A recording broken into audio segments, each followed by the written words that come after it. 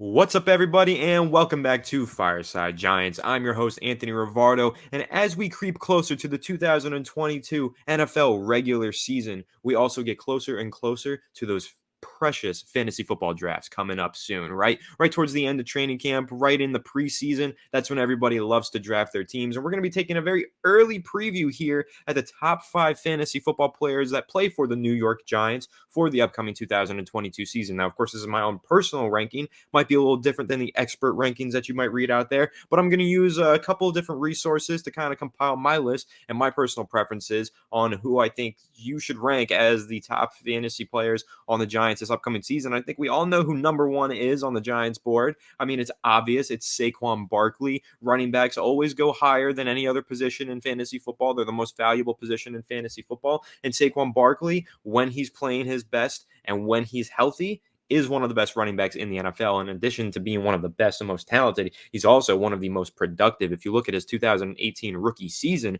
over 2,000 yards from scrimmage. I believe it was 2,028 total yards from scrimmage to be exact as a rookie, led the NFL in that statistic and that kind of stuff. I mean, you're talking about, yes, phenomenal rushing yardage, but you're also talking about excellent receiving yardage. And in those PPR leagues, you definitely want to get Saquon Barkley on your team. I believe at this point, he's a second, maybe even third round pick in some leagues, depending on how many teams you have. So he's definitely somebody that you can be targeting. You don't have to get him right away in the first round. You can target him in round 2. He can be a very solid RB2 on your team with high end RB1 potential if he stays healthy. That's what I believe Saquon Barkley to be. I think he's got RB1 potential. I know some people are, projecting him as an RB2. If you go ahead and you look over at fantasypros.com and you take a look at the running backs, you've got a couple tiers there. But when you take a look at where Saquon Barkley ranks on their overall list of players, they have him all the way down at number 32. And there are tight ends on this list ahead of him, like Kyle Pitts. Tied in 3 Kyle Pitts. So you've also got guys like Travis Kelce and Mark Andrews above Saquon Barkley on the Fantasy Pros list. Now, if you ask me, I get it. Saquon Barkley's been rather inconsistent and he's been rather unhealthy, but let's look at the potential here because we're talking about guys like DeAndre Swift in Detroit. I mean, yes, he's a good player. Alvin Kamara, rightfully so. He provides a lot in the rushing and the receiving game, and those are the most important running backs in fantasy football, especially if you're running a PPR league. The running backs that can make an impact in the receiving game are the most important. But if you're a Giants fan, you know one thing about Brian Daboll and the offense that he's constructing right now during a mandatory minicamp with the Giants. They're planning on getting Saquon Barkley heavily involved in the passing game. In the passing attack for the Giants, you're going to see Saquon Barkley not only catch passes out of the backfield, but you're going to see the Giants utilize him in some creative ways. He's been lining up a lot in the slot. He's been lining up a lot out wide as a wide receiver in Brian Daboll's offensive practices, and we've seen him have success doing those things, lining up in the slot and out wide in his NFL career. I mean, how about that long touchdown reception that he had versus the New Orleans Saints in the 2021 season that just happened, right? I would think that was week 3 overtime victory. Phenomenal play by Saquon Barkley, and that just shows the impact that he has in the receiving game and the potential that he has in the receiving game. Keep in mind, this is a player who totaled 91 receptions in his 2018 rookie season, the most by a rookie in New York Giants franchise history, and he plays a running back, not wide receiver. I mean, Odell Beckham Jr. had one of the most historic rookie wide receiver campaigns that the NFL has ever seen, and he didn't have 91 total receptions. I think he had 90 or 89 to be fair, but Saquon Barkley did break the record by 1 or 2 receptions, which is super impressive for a running back to be able to accomplish. But if you're talking about his projections for the upcoming season, we'll go ahead with Fantasy Pros and see what they have. I was also looking at another website, and we can talk about them as well. Actually, we'll take a look at Number Fire. Number Fire has him with 1,100 rushing yards, 1,133 to be exact, 7.32 rushing touchdown projection, so around 7 touchdowns. In addition to 2.5 receiving touchdowns is what they have, and 3 fumbles, which, if you know Saquon Barkley, he's not prone to fumbling, so 3 actually is probably a pretty high number. But they have his floor of 182 total points on the season, his ceiling 243 points, and I think that's what they're projecting is somewhere around 212. So that's kind of interesting. They think he gets 260 handoffs as well. And 61 receptions. So 61 points on receptions is pretty good from a running back. But personally, I think when you're talking about Saquon Barkley, yeah, this might be a fair projection somewhere in that range of 182 to 243. And of course, the injuries are very likely to be part of the conversation when you're talking about Saquon Barkley and whether or not you want to draft him in your fantasy leagues. But I think that he has the potential for somewhere close to 5 receiving touchdowns if they have a really good season, if the Giants offense does click, if Brian Dable does maximize the potential of Saquon Barkley. You're talking about potentially 10 rushing touchdowns and 5 receiving touchdowns and over 1,000 rushing yards. That's almost a given if he plays 16 games. And the receiving yardage can be anywhere from 300 to 700, depending on how heavily utilized he is in the receiving game. So keep that in mind. Saquon Barkley this year, like every year for the last 2 years, really, is a boom or bust player in your fantasy drafts. He's either going to have a really good season where you draft him as an RB2 and he turns into a premier RB1, or he's probably going to get injured or misused, and it's just going to be a disappointment. I'm hoping that's not the case. As a diehard New York Giants fan, I want to see him have a super successful season, lead the Giants to some victories, and obviously taking my fantasy team to the championship. That would be phenomenal. In fact, the last time I won the championship, I did have Saquon Barkley on my roster. So he was actually a huge part of that in 2019 when he had that dominant performance versus the Dolphins. That was during I think that was week 15, so it was during the fantasy football playoffs. He helped propel me to victory and win the championship. So that was pretty cool. I won like $100. So best of luck to all of you who are gambling your life savings away in fantasy football this upcoming season. But let's go ahead and move on to number 2 on this list. Now, I might have a somewhat surprising name here because usually it's running backs, receivers, you draft quarterbacks later on. But if you take a look at the receivers that the Giants have, it's very hard to project how many points they're going to have. And it's very hard to say that they're definitely solid selections in a certain round just because of the injury history involved. So if you take a look at number 2 on my list, that is going to be quarterback Daniel Jones. Now, again, when I make my projections and I make my lists and rankings heading into the fantasy season, I like to look at the ceiling, not really so much the floor, but the ceiling of players. And that's what I'm going to do right here on this list, talking about the Giants players. Because especially when you're talking about quarterback, when you look at quarterback, what I like to do is early on in a draft, I'll go for a high floor quarterback. If you can grab a Tom Brady or somebody, phenomenal, very high floor. I don't take quarterbacks too early. That I always get at least 2 running backs and 2 receivers before I draft a quarterback. But in that 5th or 6th round, I'll take a Russell Wilson because it's going to be lying there for the taking, and he's good for an abundance of touchdowns and yardage. But in addition to that, I'll double dip later on in the rounds. I'll get the high ceiling quarterback as well. And Daniel Jones, in my opinion, is one of those high ceiling quarterbacks. Russell Wilson, Tom Brady, those are high floor guys. You know that they're going to be good. You know they're going to have good points. But Daniel Jones is a boom or bust guy as well because he's either going to be poor in fantasy terms as he has been throughout his career, not throwing a lot of touchdowns, not gaining a lot of receiving yards. But if he's in the right situation here, his offensive weapons are healthy, and Brian Dable can maximize his talents, well, you've got a very good rushing quarterback, so he's providing extra points through rushing touchdowns and rushing yards. And you have a guy who, if his weapons are healthy, has a few really talented playmakers that he could spread the ball with in a contract year, pivotal year, with a brand new head coach and a new offensive scheme that's hopefully going to maximize him. So Daniel Jones is my number 2 on this list. I don't think he's ranked very highly by many sites. I was taking a look again at Fantasy Pros. I do really like Fantasy Pros. I'm not sure if anybody listening or watching has utilized Fantasy Pros before, but they're pretty solid. Fantasy Pros has him as the 27th ranked quarterback. He was the 27th ranked quarterback in 2021, which is not too good, but keep in mind he did miss the final, I think, 6 games of the season. So it's kind of hard to really say that, that's like a fair ranking of him.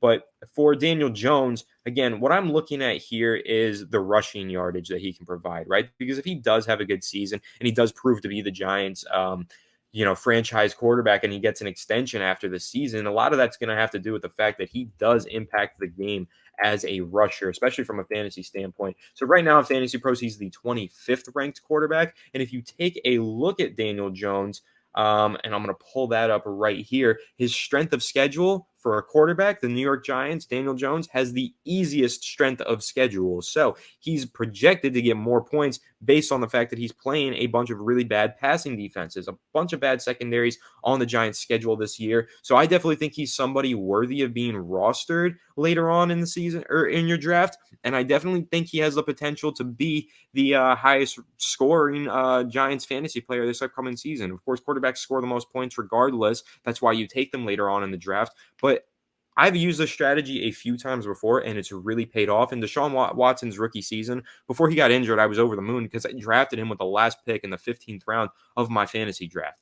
And that was, at the time, he wasn't even the starter for the Texans. So I was taking a total chance. It's a boom or bust pick. Either you're waiving him after 3 weeks because he doesn't even see the field, or he sees the field and he dominates. And that's what Deshaun Watson did as a rookie, not really trying to reflect too highly on him right now with all the controversy, but that's separate. I'm talking about his rookie season before anything came out. And then I also did the exact same thing, believe it or not, with Patrick Mahomes. When Patrick Mahomes was not a starter yet, or yeah, he was a starter, but nobody really knew who he was because Alex Smith had just left and they were bringing in Patrick Mahomes in his second season. I got him in, I believe, round 12 or 13, one of the last rounds of the draft. And of course, he was NFL MVP in his de facto rookie season, sophomore season, because he spent the entire first season on the bench. But that's a really good strategy. You all should be utilizing that. Take a boom or bust quarterback later in the rounds. And if you believe Daniel Jones and the Giants offense has the ability to boom, throw for over 30 touchdown passes, 4,000 yards, and rush for quite a few as well,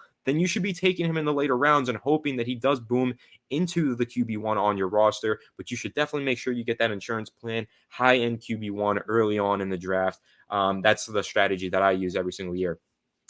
Now, number 3 and 4, I'm going to go with Kenny Golladay at 3 and Kadarius Toney at number 4, and here's why. I think the injury concerns are even greater with Kadarius Toney than they are for Kenny Golladay. Granted, they're pretty concerning, both of them, with their injury history, but Kenny Golladay, at least has a history of being a top-scoring receiver in fantasy football. In that 2019 season where he led the NFL with 11 receiving touchdowns, he was very consistent. I actually had him that season, and he was really good.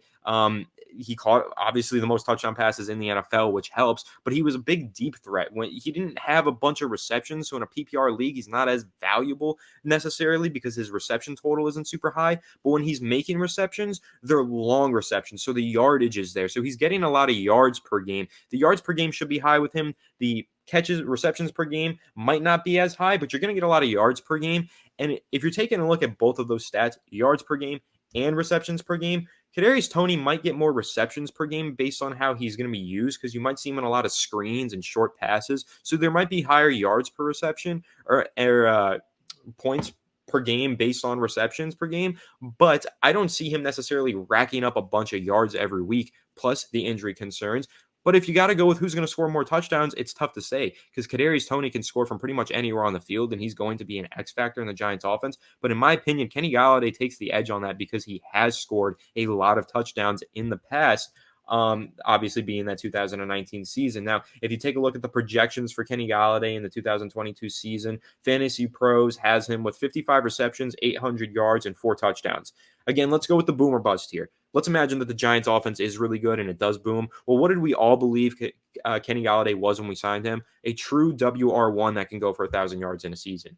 After that really bad 2021 season that he had with Jason Garrett and all of the injuries, people aren't looking at him the same way. They're not looking at him as that premier WR1 that used to lead the league in receiving touchdowns. They're looking at him as a guy with a bad hip who's kind of washed up. So that's where we can all take advantage of that narrative surrounding Kenny Golladay and take him in the later rounds of the 2022 NFL fantasy drafts, because he's going to be later and his ceiling is much higher than it's being projected right now. Because if he does stay healthy and if the Giants offense does have a successful season, he is going to go for over 1,000 receiving yards. He is going to catch close to 5 to 10, maybe even more touchdown passes. He's going to get that many receiving touchdowns. So again, I think the boom is definitely there with Kenny Golladay. The risk is there as well due to the injuries, but you can say the same for number 4, Kadarius Toney. Kadarius Toney, I think the major boom is there because he's such an X factor. He can do so much. He'll get you rushing yards, might even get you a rushing touchdown or 2. He'll definitely get you a few receiving touchdowns, but I think his receiving touchdown total is going to be a bit lower because he's not going to be the guy catching the big deep receptions even. I think Kenny Golladay is going to get more of the deep targets. Kadarius Toney's reception total is going to come from the short yardage range. It's just, can he make the yards after the catch? Of course, we know that he can, but will he turn those into touchdowns for your fantasy team? That's questionable for me. So I'm going to stick with that ranking. Kenny Golladay, number 3. Kadarius Toney, number 4. I'll try to pull it up on Fantasy Pros right now. We can see where they both rank respectively on Fantasy Pros' overall list. If I can click on the right link and get that pulled up here. But again, when you're taking a look at those two players, I do think it's important to keep in mind the connection that Daniel Jones has already proven to have with Kadarius Toney is pretty much there. You know that that's something that you can rely on because there is some rapport there. And I didn't really see that last year with Kenny Golladay and Daniel Jones. I didn't feel like they had very good chemistry. Hopefully, for the success of the Giants, it's something that they work on.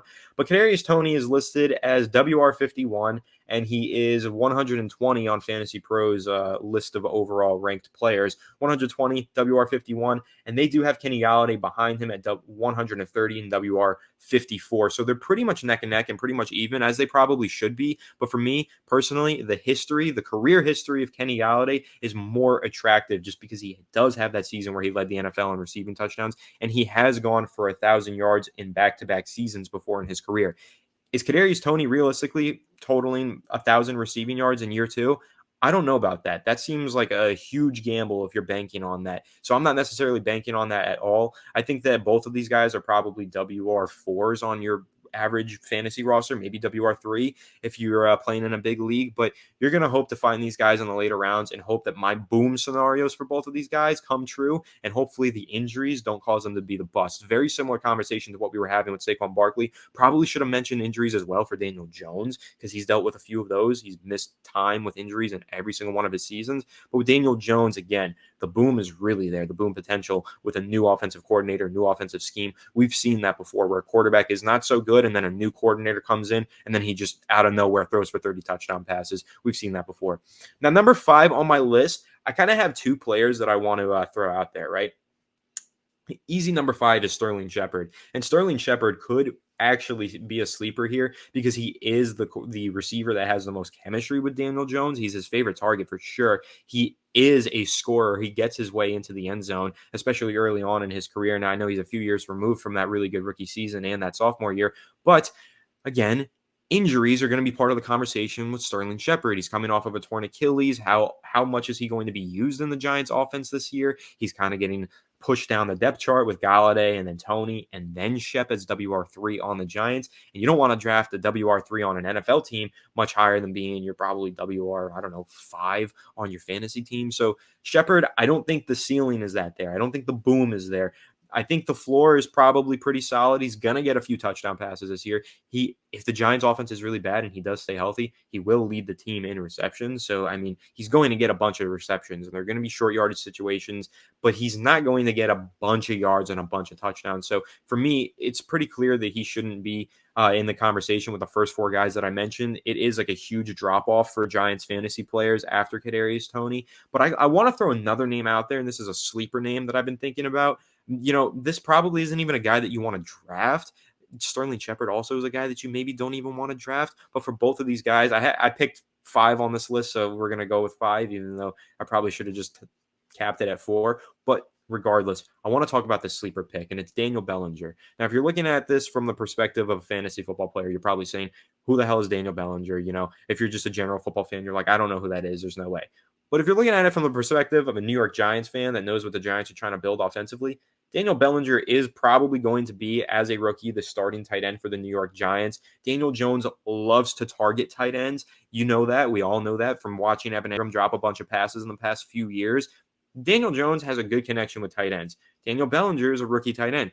Daniel Bellinger is also a receiving threat in the fact that he catches screen passes, or at least he did a lot in college. So you're going to get a lot of built-in receptions with Daniel Bellinger. Of course, they're going to be short intermediate range receptions. He's not going to put up a lot of yards in any given game, but he might put up a few red zone touchdowns, and he might also get a few screen passes and shovel passes if they're bringing over some of the stuff from Kansas City. Mike Kafka bringing some of that over as the new Giants offensive coordinator. You could see him get some red zone shovel passes and fades. So I think that he could be a sleeper. Don't draft him, but just keep an eye on him after the draft. If he starts to catch a few receptions in weeks 1 and 2, maybe gets a couple touchdowns, maybe look to stash him on the bottom end of your roster and hope that by the end of the season, he does boom into being a very solid tight end 2 or maybe even tight end 1 if you're really feeling hopeful about Daniel Bellinger this year. But again, rookie guy who makes an impact. He's got built-in receptions in a PPR league because you know that he's going to get a few screen passes and a lot of intermediate passes. And Daniel Jones loves to target tight ends. So that right there, he's going to catch a few touchdowns, going to get some short yardage receptions per game. And so I do think there is some value to be had in Daniel Bellinger if the Giants actually do have a successful season offensively. But That's kind of the thing, right? We know that the Giants have not had successful seasons offensively in years, and that is a tall task for them, a very tall order. And last one that I'm going to mention, I'm giving you like 7 names here on a 5-person list, but the defense slash special teams for the Giants, it's going to rank in the bottom tier of defenses for the NFL in fantasy projections this year. It's probably going to be ranked like 25th, but keep an eye on it. Wink Martindale is a great defensive coordinator. If you take a look at the Baltimore Ravens, I think last year they were the top rushing defense in the NFL. Of course, they had a lot more talent than the Giants do, but the Giants defense could surprise you. You never know what kind of a difference a really good coach could make. So maybe Wink Martindale actually pushes them up. Maybe they do have some good weeks and they finish closer to 16 to 20 in there. And some people do play in really large leagues or hold two defenses. So keep an eye on the Giants defense. I debated putting them at the number 5 spot, but I'm just going with a 3-way tie, I guess. I mean, with Sterling Shepard is probably the clear player out of those 3 that I just mentioned, but Bellinger is a sleeper on your waiver wire, and the defense slash special teams is something that I believe could surprise a few people this year. So anyway, that's my list. Those are my rankings of the top 5 fantasy football players for the New York Giants entering the 2022 season. Of course, this list is very much subject to change as we get closer to training camp. Training camp battles are going to happen. Injuries are going to happen. I pray that none of the guys that I just mentioned get injured. As a New York Giants fan, I don't want to see any of these guys get injured. They're integral to the success of the Giants offense. So hopefully all of these guys stay healthy. But all of your rankings are going to change. You're not even going to have fantasy drafts until, August. Anyway, that's when I have mine, actually, usually after the final week of preseason, just to make sure there's no injuries for key players. But anyway, guys, I hope you enjoyed this. Let me know what your ranking is down below in the comment section. Do you agree with any of my rankings? Do you disagree with any of my rankings? Let me know. Who's your sleeper pick in this year's fantasy draft? I'd love to hear it. Leave a like if you enjoyed this video. Subscribe if you're new. Ring the bell so you don't miss a video. And we'll catch you all on the next one. Have a good one. And let's go Giants.